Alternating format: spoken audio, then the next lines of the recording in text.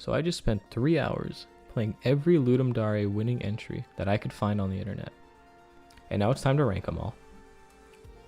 We'll start out with D tier, and I'll explain my reasonings for why I placed everything where they are. Now, starting off with Scarecrow, it was barely a game. You control a scarecrow, and you're scaring away crows from your corn, and that's pretty much the whole thing. And we also had Short Fuse. Short Fuse was better. You're running around with gunpowder leaking out of your pocket, and you have to guide that gunpowder so it blows up all the explosive barrels. And then we had Frostbite. I think Frostbite was the second weakest out of these three.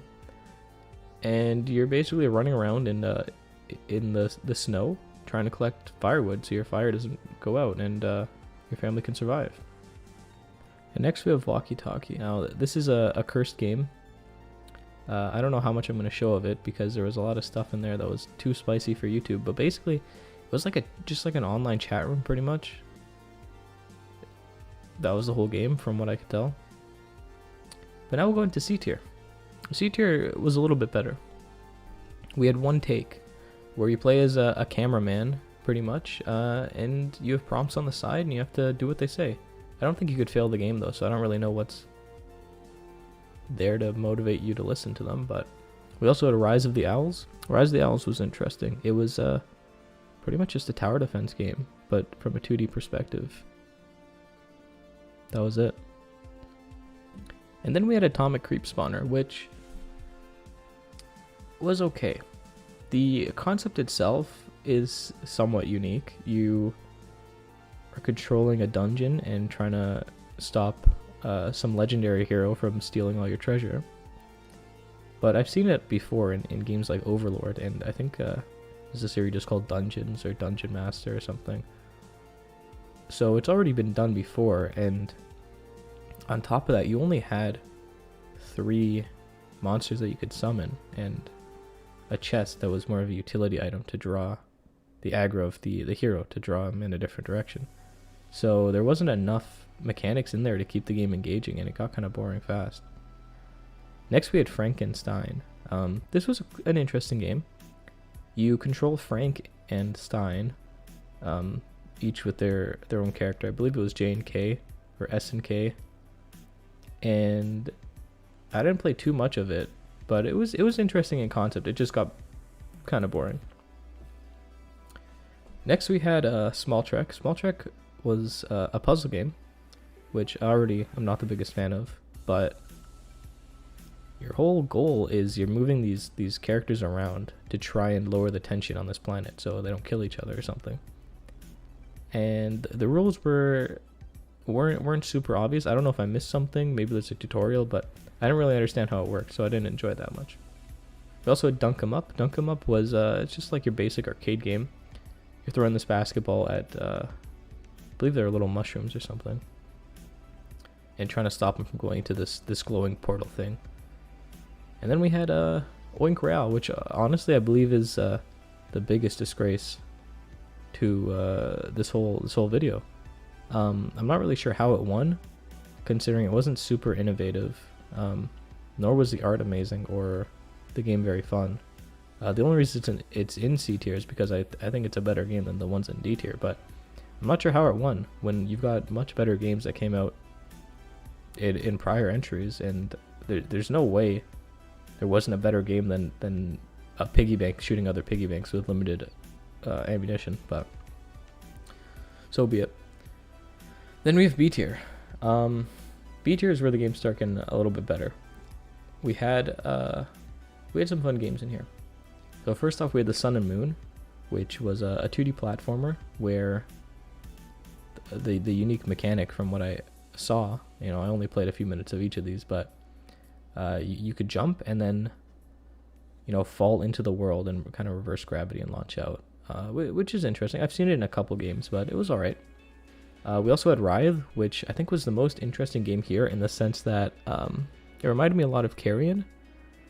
I think it's published by Devolver Digital, but this game, from what I understand, came out before it, so I'm wondering if it's made by the same person, or if maybe the person who made Carrion was inspired by this game.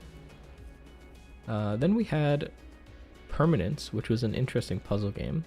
It had strong narrative elements, a lot of cutscenes to this guy's backstory. He's basically a depressed alcoholic now. I think something happened with his daughter. And the unique puzzle mechanic was that if you looked at something and then you turn around and walk backwards, the world would stay as it was when you last saw it. So you could press a button and, you know, see the door open, and then you could turn around and walk backwards and the door would stay open because you haven't looked back at it. There was also reverse, where you're controlling two squares, cubes, and every time they step on a tile or move off a tile, it switches to the opposite color, which the other character could walk on. So you're creating pathways for the other character with the one character so they could reach certain goals. Then we also had Keep It Alive, which it had a really nice art style and atmosphere, but the gameplay itself wasn't very engaging. You're basically shoveling coal into a furnace and then cranking an engine to keep this train running, and then if the fuel gets too low, these zombie I thought they were zombies, I'm not sure if they actually are, but these enemies come in and you have to shoot them with your limited amount of bullets.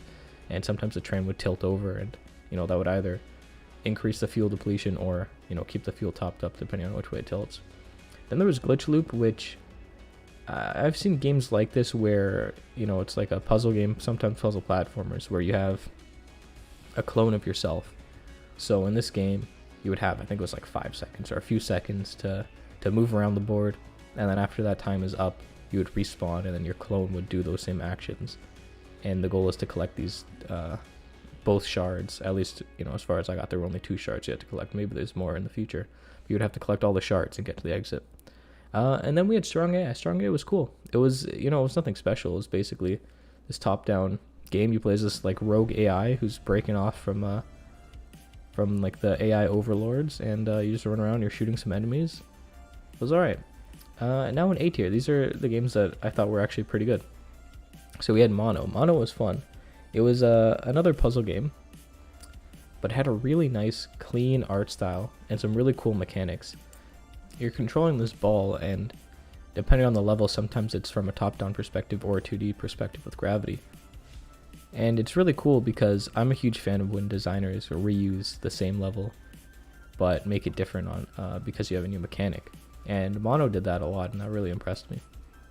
Then we have Birdsong, which, to be honest, didn't do anything super unique mechanically, but it had a really unique perspective with like this wide angle or like fisheye lens. And the whole theme of that game jam was to have the whole world or whole level on one screen. So I think that was a really cool way to work with that limitation. Then next we had Window Frame, which was also a really cool game. This was another 2D platformer, but the whole gimmick around this game was you could manipulate the edges of the screen to then affect the rest of the world in the game. So for example, you could have this pit with spikes or something, and you could drag the bottom of the window upwards to form a bridge for yourself across that pit, because then you could walk across it. Or you could drag one end of the window closer to you so you could use it in conjunction with another wall, an existing wall in the world, and wall jump off of them to get to a higher place. So I thought that was really cool to see. Then next we had World Collector. Now this game reminded me a lot of a game called Cardo, which came out I think this year or last year. And it's basically, this was another 2D platformer puzzle kind of game, and you're collecting these different pieces of the world, and you could throw them into the map however you want and connect them all together. And although I didn't play that much of it, I think it's really impressive to have a game like this where you have puzzles that stretch across different pieces, and you can have pieces that are used in many different ways to solve multiple puzzles. Next we have Mind Wall, which is one of the more simple games on the list, but it was still fun regardless. The premise for this game is really simple. You basically have you can destroy one block in this wall, and you have to make a hole big enough for your shape to fit through.